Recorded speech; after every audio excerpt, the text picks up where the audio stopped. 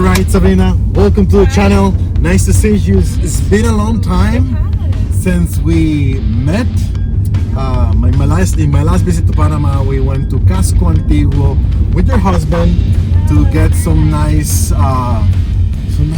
food in Casco. And before that, we had the opportunity to meet in person at the Expat Move Abroad Home in San Antonio, Texas. Right? How long? It hasn't been that long, but yeah. I got a couple of different pointers on this video. We're going to talk about a little bit about Panama, living in Panama, pros and cons, goods and bads. But I'm going to give you a couple of pointers. Please project your voice to the camera, so people can listen to us better. Please do not make sure you give us the entire straightforward the real thing. Like, that's what my audience wants to learn, what's really living in Panama. And I know you give advice about real estate and about relocating into Panama, but some of the things I do not like from like some magazines out there and some people that can create content is they always mention all of the good things, and they forgot to mention some of the sacrifices people have to make if they're living in another country or if they're living in Panama. They forget to mention there are some people that do not make it in this country. I really want to give people full perspective. I want to have people that they know what they're doing when they're deciding to move internationally. Yeah, of course. It's a huge move, and a lot of information in this space is sugar-coated, so it's important to just give it to people straight and they can make the decision. Now, before we go into topic, please do a little introduction about yourself, so people know more about you. What are you doing in Panama? Where are you coming from? Sure. All of those details that I think are going to be relevant for people to learn about you. And then we go into topic, the what's good and what's bad about Panama pros and cons. Perfect. Hello everyone, my name is Sabrinna Misasi. I've been in Panama now for about 4 years. I'm originally from a very cold town in Canada. Right before I came to Panama, I was in the Toronto area, so not as cold, but still enough snow to make you crave the heat during this time. My career background is more in real estate originally, but when I moved to Panama, I kind of transitioned to focus on international sales with clients that were still in Canada, and it's kind of just evolved to full-blown relocation support and of course real estate. But there's a lot of people in this space, most of them, they don't know anything. They don't even know what they don't know.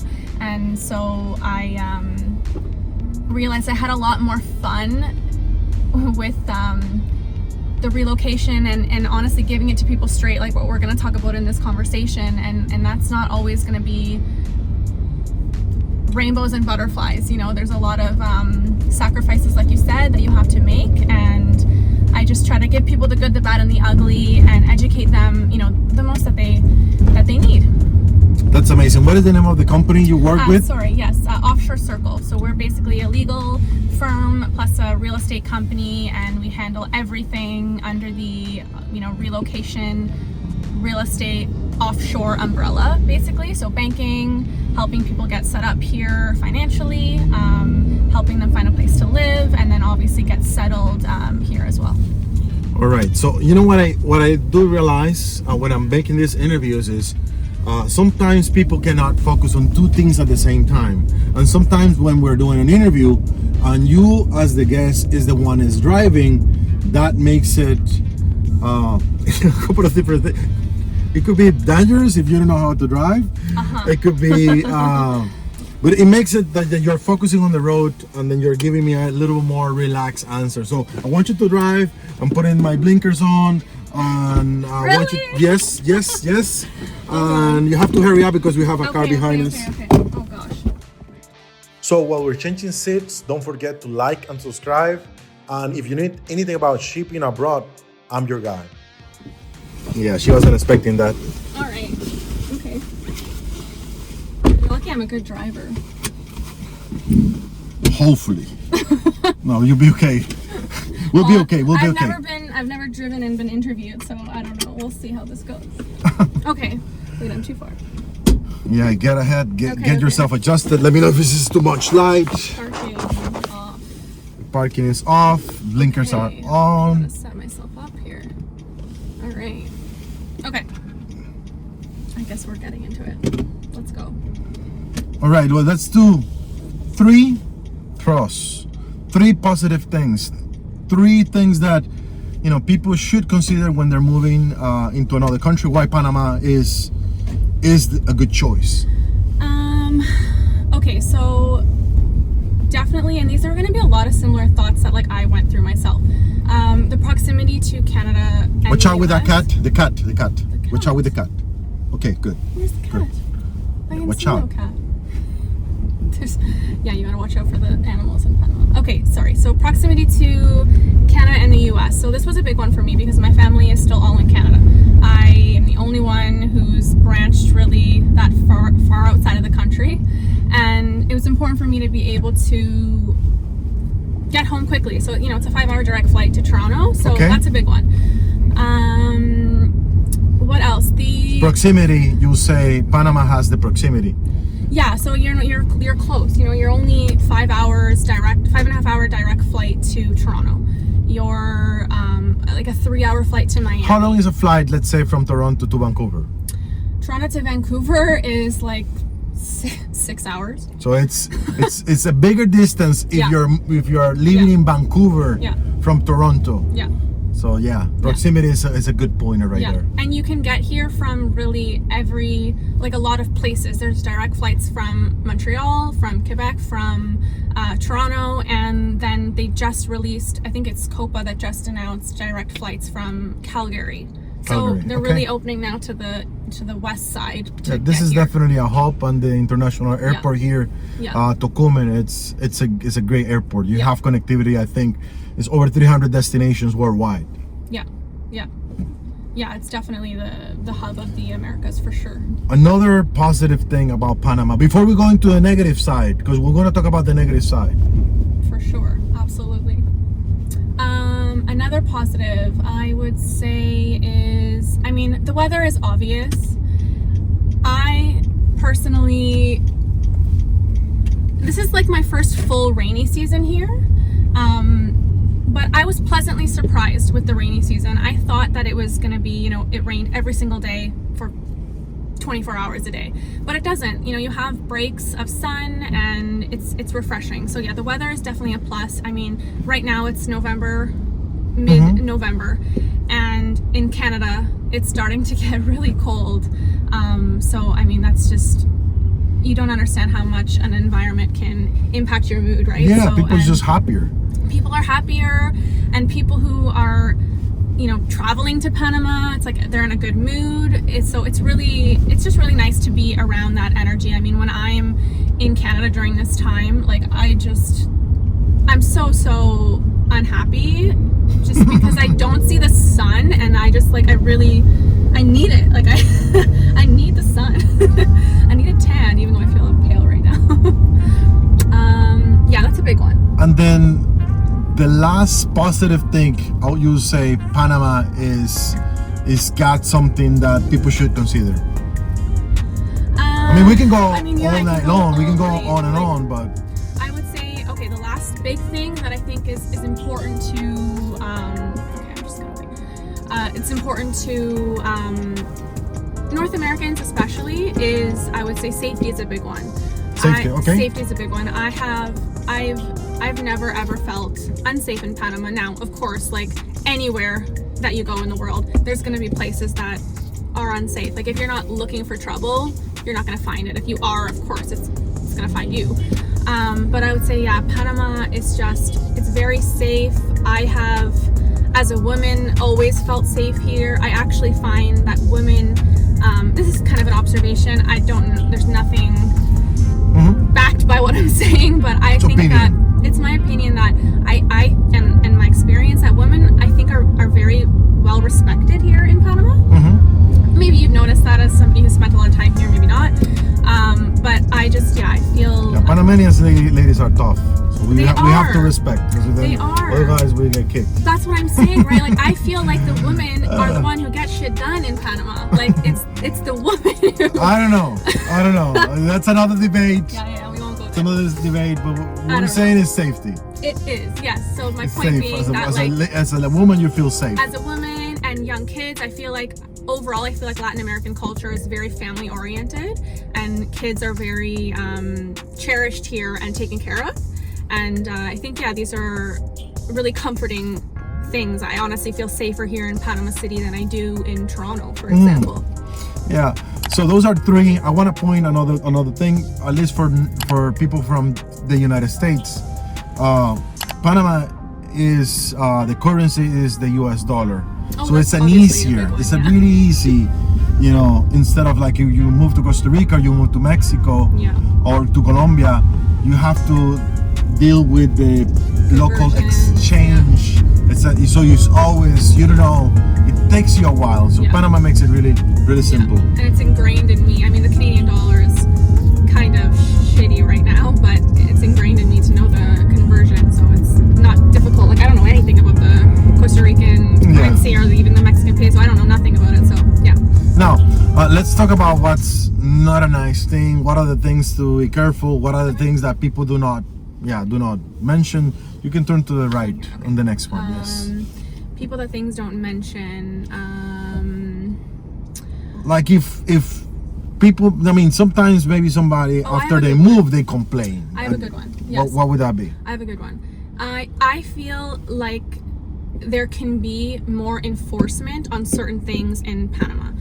And what I mean by that is like little things, nothing big. I'm talking like cars that are parked where they're clearly not supposed to be parked. They're not going to get a ticket.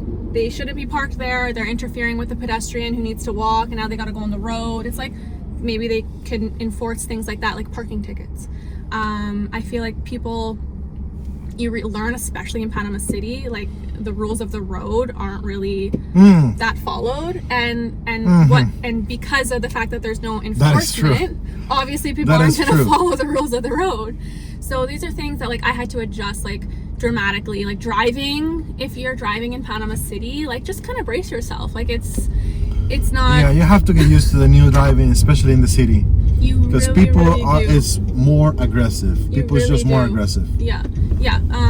That's one thing that I wasn't really prepared for, and it took me like years to actually get comfortable driving in Panama City. And I would say I've like slightly maybe developed a bit of road rage. Like, honestly. Yeah, it's definitely a negative thing. If you're not used to driving this aggressive, you're gonna feel shock. You have this shock. Yeah, you really will. What would be another issue that expats and newcomers faces when they're moving to Panama? An issue in... I'm gonna give you one. A big issue when people move to Panama is there is an entire cultural shock. You're used to getting things done in a way, but when you are in another country, where you don't speak the language, you want to get things done, and then you are facing the bureaucracy of the Panamanian.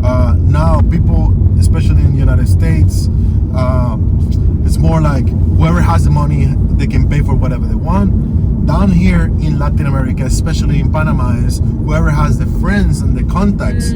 So if you are friends with the I don't know, the lady that works at the water company, you can skip the line sometimes. Yeah, it's very relationship based.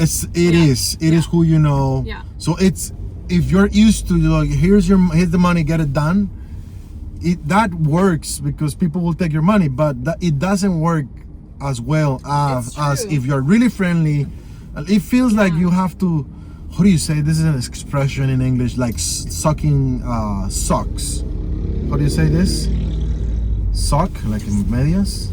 Sock, like if you're begging for people, like you have to be really nice. If you're nicer to people, you get stuff done like this. It's very super true. good. You're right. It is very relationship oriented. Yeah. It is. It's connections. It's who you know. So you have to, with that with that said, you have to kind of put yourself in those positions where you can connect with people and meet people, because that's how you're going to really get things done. Yeah, you're right.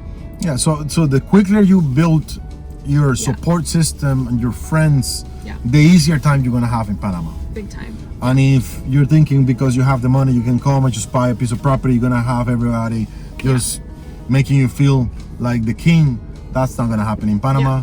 It just doesn't happen. You have to build your relationships, be nice. The biggest advice I give to people is, if you're going through immigration, be smiling, go nice. If they make you a question, just answer in a really nice and polite way. That'll get you through immigration very quick. For sure. If you're going through customs with your bags and luggage and you're nice, you're gonna get less friction. Super true. Yeah. Now, what other thing you feel it's a negative that happens in Panama? Okay, what have I said? I said did I talk about the traffic? I talked about Traffic driving. Traffic is hard, yeah.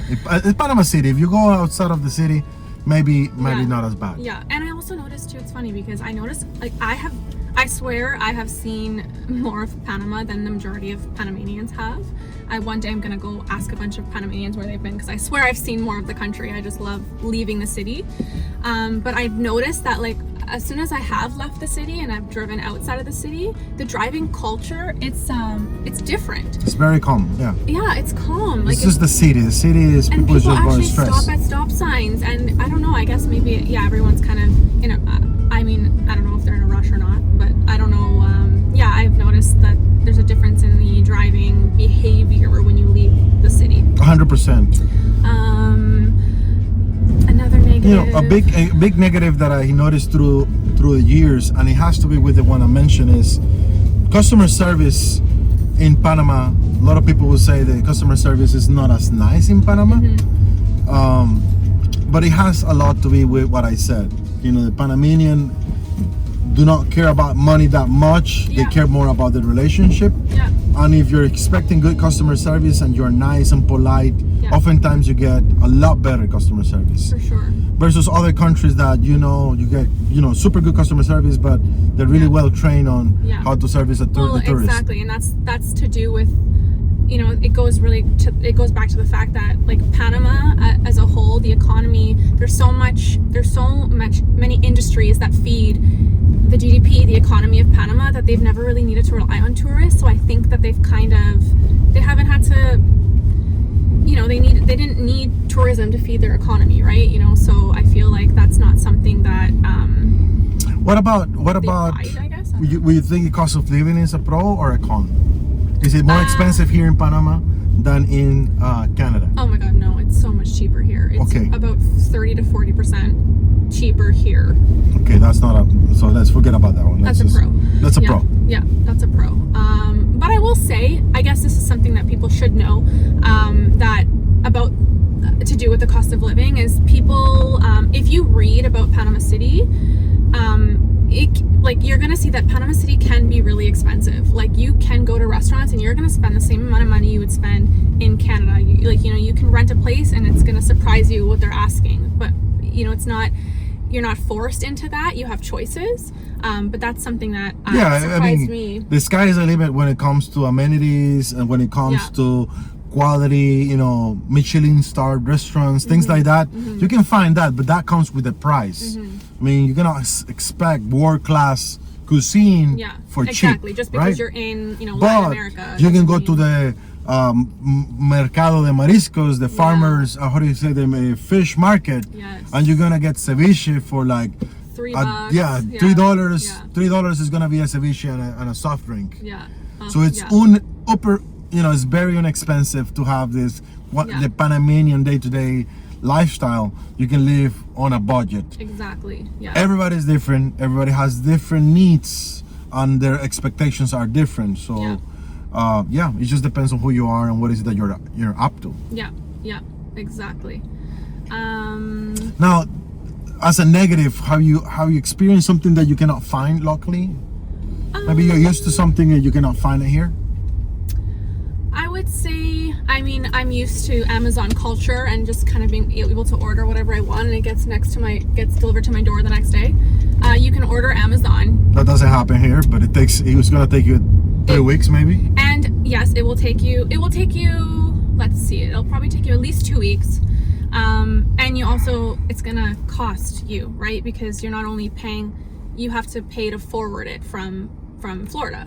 So I've ordered furniture off of Amazon, and the cost, like, to just get it here was more than what the actual piece, and I'm not talking like, you know, a crazy piece of furniture like a TV stand, for example, maybe.